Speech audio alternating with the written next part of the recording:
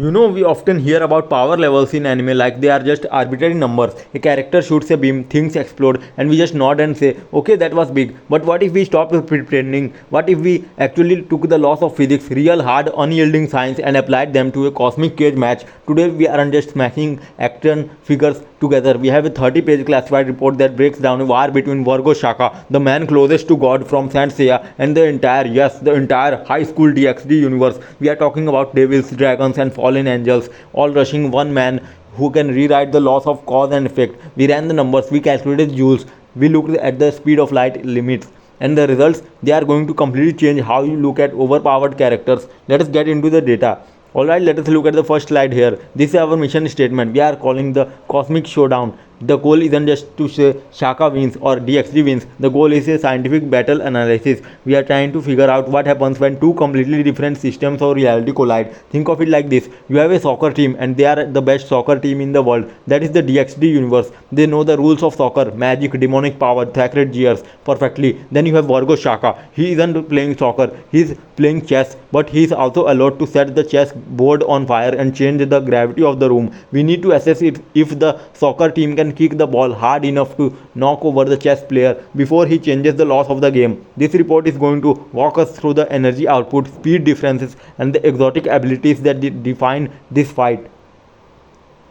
We have to start by understanding the opposition. Slide 2 gives us the collective threat assessment for the High School DxD Verse. Look at that pyramid, it is huge. We aren't just talking about the main characters like Issei or Rias. We are talking about a population pyramid that includes millions of fodder devils, fallen angels, and supernatural entities. At the very bottom, you have millions of low-tier soldiers. These are guys who can maybe blow up a building or a city block. In physics terms, they are dangerous, but they are manageable. As you go up the pyramid, the air gets thinner. You see the named characters, about 1200 of them. These are your generals, your elite fighters. Then at the very tip top, that tiny sliver, you have the planet busters. There are only about 0.3 thousand or so, roughly 300 entities that can actually threaten a planet. The chart on the right, the power source pie chart, is critical. It shows that their power is a split. 25% is demonic power, 40% is magic, and 35% is sacred gears. This matters because it means they aren't unified. It's like trying to power a city using a mix of coal, solar, and wind. It works, but it is complicated to synchronize. If you disrupt the magic, 40% of their army shuts down. If you break the sacred gears, another 35% is gone. They are powerful, but they are fragmented. And look at the timeline of canonical power creep. It is an exponential curve. By volume 25 of the novels, the power levels skyrocket. We are acknowledging that. We are taking them at their absolute strongest, assuming they are working together, which they almost never do in the story. We are giving them every advantage here. Now let us flip the coin. Slide 3 is all about Virgo Shaka. We need to quantify his cosmo. In Saint Seiya, they say characters can destroy stars. But is that just hype? We did the math based on a specific feat, Shaka's temple shaking tremor. When Shaka gets serious, he creates a tremor that can be felt kilometers away. We use the seismic energy formula for a magnitude 5.2 earthquake. That gives us a base energy of roughly 2.5 trillion joules. That sounds like a lot, right? But that is just him sitting down. The real kicker is the 8th sense multiplier. In this series, unlocking a new sense isn't like getting better eyesight. It's a logarithmic jump in power. It multiplies his output by a factor of a million. When you do the math, his energy output scales up to 10 to the power 18 joules. Let us put 10 to the power 18 joules in perspective. That is roughly equivalent to 0.24 gigatons of TNT. That is huge, but it is not destroying a galaxy. However, look at the star equivalence circle. Shaka's energy behaves like a small star. It is self-sustaining, it is dense, it is Goldilocks zone of power. Not enough to accidentally erase the universe just by waking up, but concentrated enough to vaporize anything that touches him.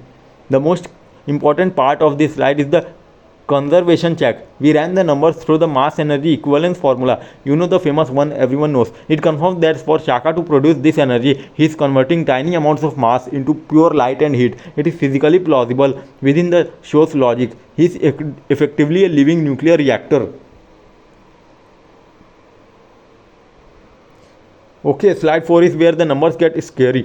We tried to calculate the total energy of the entire DxD universe combined. If every devil, angel, and dragon fired their strongest attack at the exact same time, what happens? The numbers we get is 7.2 times 10 to the power 32 joules. That is monstrous number. It is way bigger than Shaka's 10 to the power 18 joules. If this was a simple arm wrestling match, DxD would win instantly. They have more batteries, they have more fuel. That red circle on the chart represents their total operational yield. It dwarfs Shaka's. But, and this is a huge but, look at the uncertainty funnel and the synergy curve. In the real world, you can't just stack a million flashlights and create a laser beam that cuts through the moon. The light scatters, it interferes. When thousands of DxD characters attack, their energies clash. A demon blast might cancel out a holy lightning bolt. A dragon's fire might consume a vampire's mist. The graph shows diminishing returns. The more people you add to the attack, the less efficient it becomes. By the time you have 1,000 people firing, they are getting in each other's way. So while they have a theoretical maximum of 10 to the power 32 joules, their effective damage is much lower because they can't focus it all on a single atom the way Shaka can. Speed kills. Slide 5 analyzes the speed difference. In Saint Seiya, the gold sands move at the speed of light. That is the lore. But let us verify it. We looked at Shaka's lightning plasma counterfeit. He blocked 100 million punches in 1 second. Let us break that down. To block 100 million things in a second, you have to move your hand, stop, and move it again every 10 nanoseconds. When you calculate the distance his arm has to travel, his combat speed comes out to be 30% of the speed of light, or 0.3 c. That is relativistic. At that speed, strange things happen. Time slows down for you. You get heavier. The relativistic gamma factor is 1.04. That means for Shaka, the world is moving in slow motion. Now look at the reaction time bell curve. A normal human reacts in 0.2 seconds. An elite DxD fighter reacts in microseconds. Shaka's react in nanoseconds. To him, the fastest fighter in DxD looks like a statue. He could walk up to them, brew a cup of tea and drink it before they finish throwing a punch. That isn't an exaggeration. That is what the math of 0.3 times the speed of light implies. Slide 6 is a reality check for the DxD fans. The DxD narrative often uses phrases like faster than light, but we have to audit that. Are they really moving that fast, or does it just look cool? The fastest measurable feat we found in DxD is Wally Lucifer crossing 4,000 kilometers in 0.2 seconds. That is incredibly fast. It is 2 times 10 to the power 7 meters per second. But the speed of light is 3 times 10 to the power 8 meters per second. Wally is moving at about 6% the speed of light. That is fast, but it is not light speed. There is a significant gap on the bar chart. If Shaka is moving at 30% light speed and the fastest DxD character is moving at 6%, Shaka is 5 times faster than their absolute best, and that is their best. The average devil is way slower. The 1000 flyers convergence cone shows that even if they surround him, they can't close the distance fast enough. Before they can encircle him, he has already moved. The probability of them hitting him is negligible because he isn't where they think he is. He is already gone. Now we get to the weapon of mass destruction. Slide 7 explains Shaka's ultimate move, Tenbu Horin. This isn't just a blast of energy, it is a dimensional trap. The slide breaks down the physics. Shaka opens 6 dimensional gates or orbs. Inside each orb, the space-time curvature is extreme. We calculate the effective gravity. It creates a pull of 9.8 times 10 to the power 15 meters per second square. That isn't just heavy, that is crushing atoms heavy. It's essentially a localized black hole. The soul extraction flowchart is terrifying. The gravity doesn't just pull on your body, it pulls on your metaphysical self, your soul. The event horizon is only 6 millimeters wide. If you get within 6 millimeters of that glow, you are gone. The DxD resistance matrix shows that DxD characters generally rely on physical durability or magical barriers, but gravity ignores magic barriers unless they are specifically designed to hold back space-time. Most DxD armor is designed to stop fire, ice, or blunt force. It has 0 rating against infinite gravity well. The probability of escaping this, as shown in the escape velocity chart, is 0%. You would need to move faster than light to get out, and we already proved that they can't do that.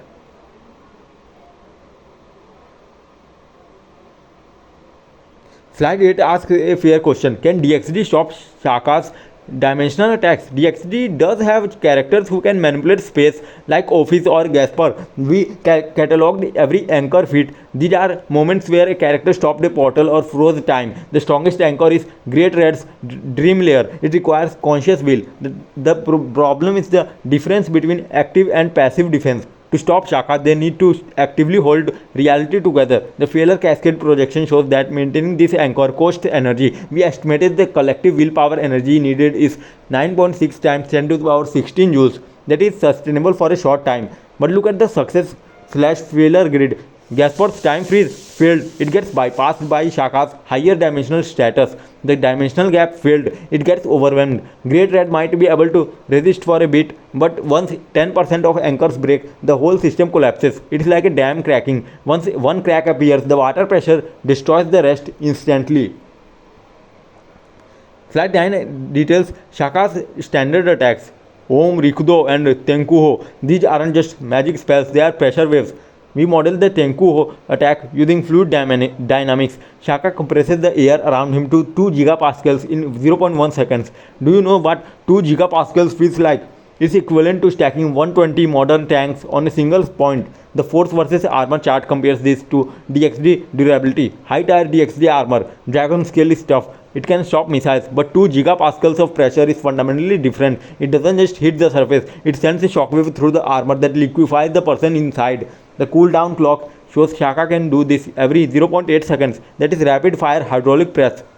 The over penetration risk is high, meaning the blast goes right through the first target and kills the guy behind him too. It is a massacre.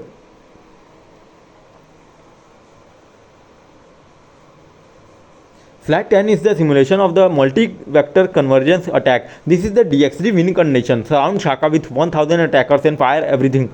We calculate the energy yield at the impact point 1.9 times 10 is about 25 joules. That is a lot of energy. It is enough to boil an ocean. But look at the interference pattern heat map. This is the physics problem again. When you have beams coming from a circle, they cross each other. Where they cross, they create destructive interference. They cancel each other out or scatter. The chart shows a 38% reduction in energy just because the attacks are getting in each other's ways.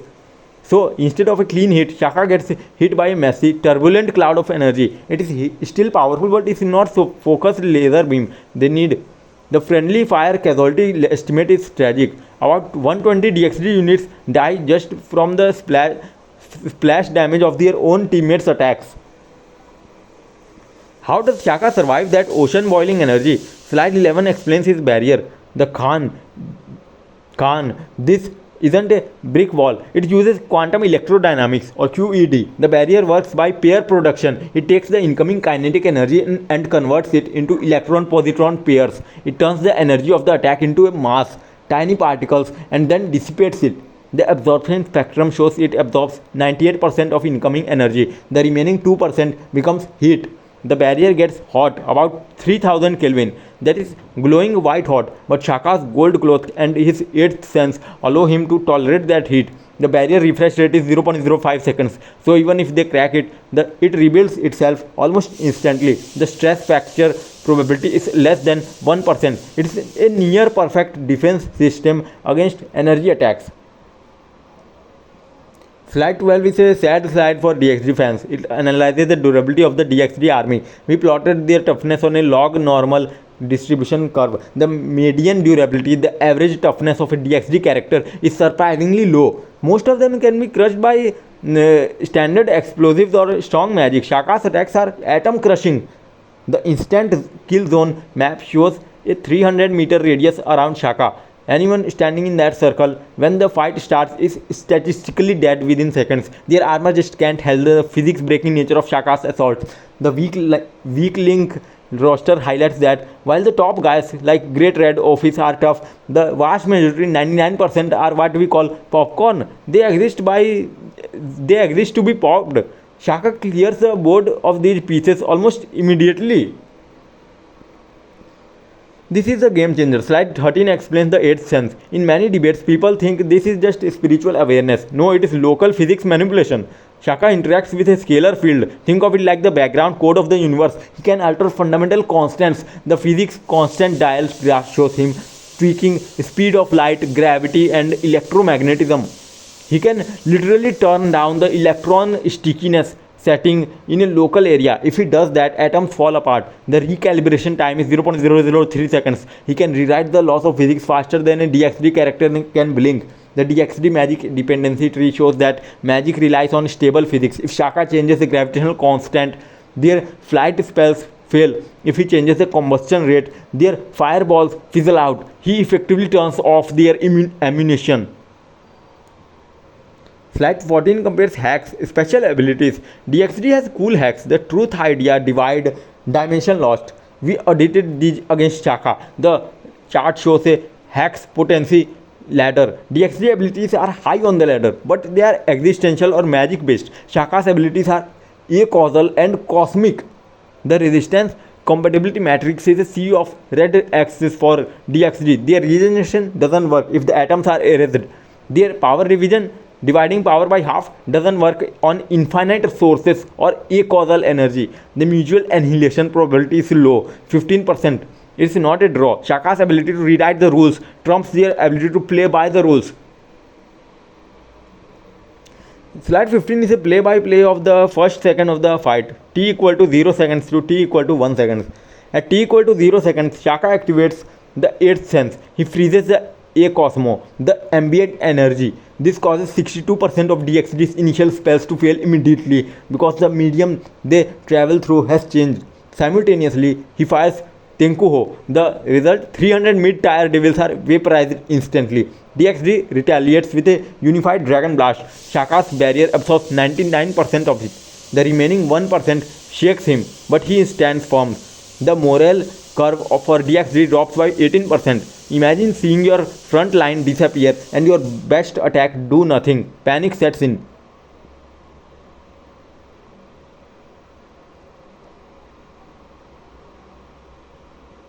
Slide 16 covers the next phase, up to 30 seconds. DxD leaders like Sazex, Azazel realize brute force isn't working. They reorganize. Great Red manifests the dream layer to try and stabilize reality. Office fires a compressed snake attack. This is a high density attack. Shaka switches tactics. He uses the 6 paths. He absorbs the energy of the attack. 4 times 10 is about 27 joules and redirects it. It doesn't just block. He creates the bullet and throws it back. The stalemate tension index is high. It is a standoff. Shaka is waiting for his cooldowns. DxD is trying to find a weak point, but the next phase probability favors Shaka 55% because he controls the pace.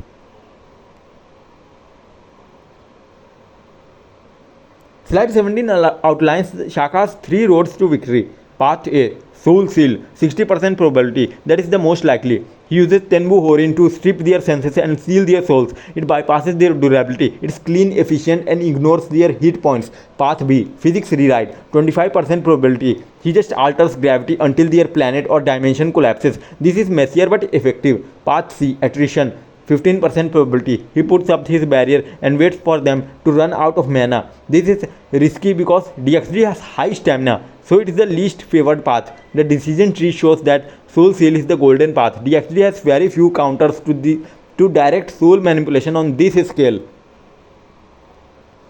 Slide 18 analyzes DxD's desperation move, summoning a tri-hexaclone. This requires sacrificing 200 high-level casters. It is a forbidden ritual. The energy depth ledger shows the cost is astronomical. They go into a net deficit. They are burning their own life force to fuel this. The problem is the success-failure fork. There is a 35% chance the clones get berserk and attacks DxD forces. It's uncontrollable. Even if it succeeds, 65% Shaka has a counter. Banishment to Hell Orbit. He can just open a dimension door and dump the beast into a void. The expected value calculation is negative, minus 0.22. Strategically, this is a blunder. It costs too much for a weapon that might blow up in their face.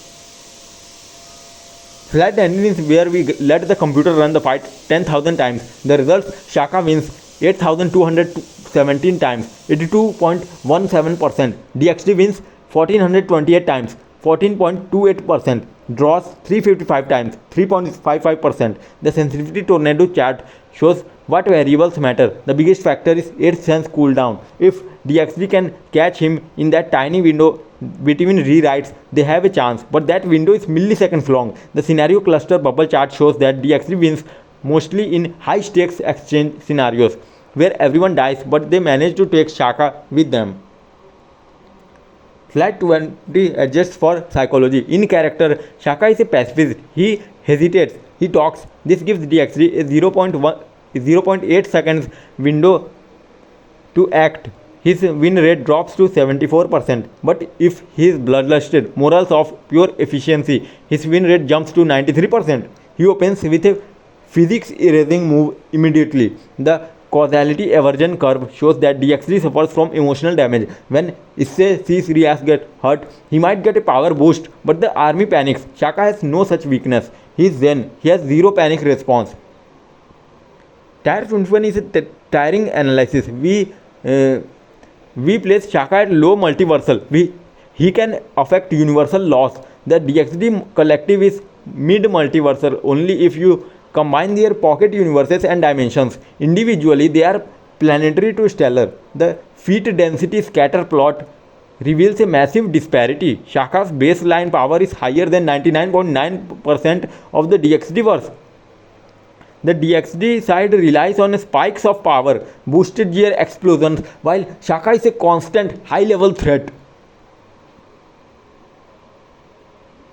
Slide 22 puts the energy in human terms. The DxD total energy is like a sun-level factory. It is vast, industrial and messy. Shaka's energy is like a sniper rifle. It is small compared to the sun, but it is concentrated. The city to galaxy overlay helps visualize. Shaka's impact is city size but with the intensity of a star. DxD impact is galaxy size but diffuse like a nebula. The time to match human consumption graphic is fun. Shaka outputs more energy in 1 second than humanity has used in 3000 years. Slide 23 is about fairness. We admit DxD has advantages. Numbers 1000 versus 1. Total energy, they have more raw fuel. Variety, they have poisons, curses, seals. The rebuttal, numbers don't matter if you can freeze time or space. Total energy doesn't matter if you can't hit the target. Variety doesn't matter if the fundamental laws of physics are turned off. The overkill waste chart shows that 99% of DxD's energy is wasted hitting shields or empty space. Slide 24 explores how DxD could win. The 8% victory scenario. Shaka has verified 5-second cooldown on the 8th sense after intense usage. If he exerts himself too much, he enters a vulnerability window. If DxD can survive the initial nukes, coordinate a strike of over 10 to the power 25 joules and hit him exactly in that 5-second window, they can win. It requires perfect timing. It's like hitting a thermal exhaust pot on the Death Star. Possible but highly unlikely.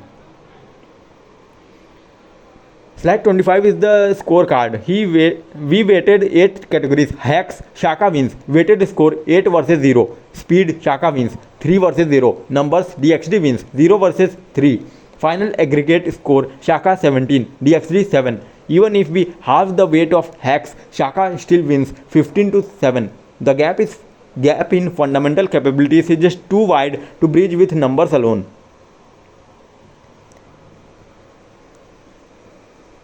Slide 26 consolidates the probabilities. Central tendency, 82% victory for Shaka. Median duration, the fight lasts 42 seconds.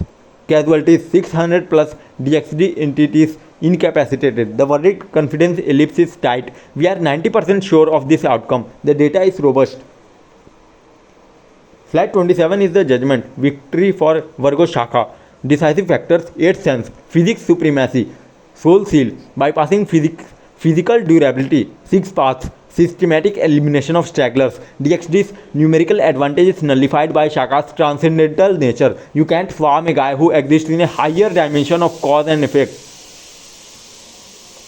Slide 28 is our scientific integrity check. We acknowledge a 5% margin of error. Why? Because of trihexa unpredictability and the dream layer limits. If the DxD author suddenly writes that Great Red has infinite dimensional transcending will, then the model breaks. But based on current canon, the verdict stands.